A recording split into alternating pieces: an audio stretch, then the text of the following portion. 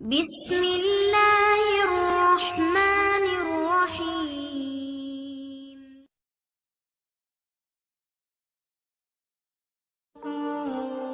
السلام علیکم۔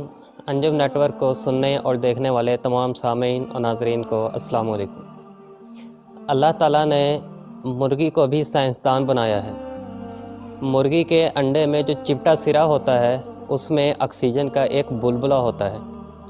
مرغی کیا کرتی ہے کہ بغور دیکھتی رہتی ہے اور بار بار اپنی چونچ سے اس چپٹے سرے کو اوپر کی جانب رکھتی ہے، کیونکہ جو مرغی کا جو بچہ ہے چوزا، اس کا منہ جو ہے وہ اوپر کی جانب بنتا ہے۔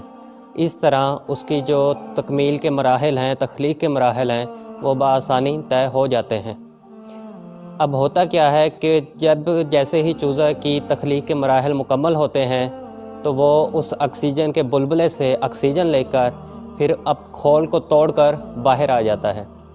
اگر چوزا اس اپنے ایک آکسیجن کے بلبلے کو ہی اپنی زندگی سمجھ لے، اپنی پوری کائنات سمجھ لے، تو کچھ ہی لمحوں کے اندر وہ اندر ہی مر جائے گا، کیونکہ وہ صرف آکسیجن کا ایک بلبلہ ہے۔ یہی مثال ہماری دنیا کی ہے۔ یہ دنیا ہمارے لیے ایک آکسیجن کے بلبلے سے زیادہ نہیں ہے۔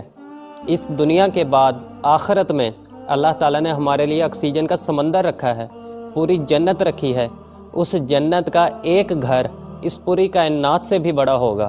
تو اتنی بڑی اللہ نے ہمارے لیے آخرت میں جنت رکھی ہے، لیکن اگر ہم اسی دنیا کو ہی اپنا سب کچھ مان لیں اور اس دنیا میں اپنی زندگی کو سنوارنے کے لیے چوری کریں، ڈکیتی کریں، رشوت دے کر اپنے کام نکلوائیں اور اپنی زندگی کو سنوارنے کی کوشش کریں ہر 2 نمبر طریقے سے، تو ہم تو کچھ ہی دنوں بعد، زندگی کے کچھ سالوں بعد مر جائیں گے اور ہمارا کھاتا جو ہے وہ اسی دنیا میں ختم ہو جائے گا۔ آخرت میں بھی ہمارا کوئی حصہ نہیں ہوگا۔ دنیا میں بھی ہم ذلیل ہوں گے، آخرت میں بھی ذلیل ہوں گے۔ مرغی کے انڈے میں چھپا دوسرا راز وہ یہ ہے کہ اگر چوزا اپنی تخلیق کے مراحل مکمل ہونے کے بعد کسی بھی طرح سے کھول سے باہر نہیں آ سکتا، ناکام ہو جاتا ہے، تو وہ کیا کرتا ہے؟ وہ پکار کرتا ہے، وہ فریاد کرتا ہے، جس کو سن کر مرغی اپنی چونچ کے ساتھ اس کھول کو توڑ دیتی ہے اور بچہ باہر آ جاتا ہے۔ یہی حال ہے ہمارا کہ اللہ تعالیٰ کو پسند ہے کہ میرے گناہ گار بندے میرے سامنے پکار کریں، میرے سامنے فریاد کریں اور میں ان کے گناہوں کے کھول کو توڑ کر ان کو ایمان افروز زندگی عطا کر دوں۔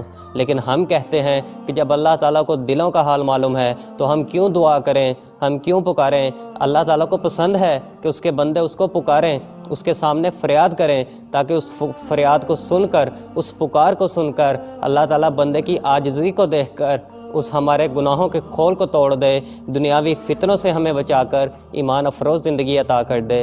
مرغی کے انڈے میں چھپا تیسرا راز یہ ہے کہ اگر انڈے کو ہم باہر سے توڑ دیں پہلے ہی، تو زندگی اس کے اندر جو ہوتی ہے وہ ختم ہو جاتی ہے، لیکن اگر انڈا اندر سے ٹوٹے، چوزا اندر سے انڈے کو توڑ کر باہر آئے، تو ایک نئی زندگی شروع ہوتی ہے۔ اس لیے اگر تبدیلی لانی ہے تو اپنے اندر سے لائیں۔ تبدیلی ہمیشہ اندر سے آتی ہے۔ اگر آپ اندر سے تہیہ کر لیں گے کہ میں نے گناہوں کی زندگی کو چھوڑنا ہے، میں نے ایمان والی زندگی کی طرف آنا ہے، تو اندر سے جو تبدیلی آتی ہے وہ اثردار ہوتی ہے، اس میں طاقت ہوتی ہے۔ باہر کے عوامل آپ کو تبدیل نہیں کر سکتے۔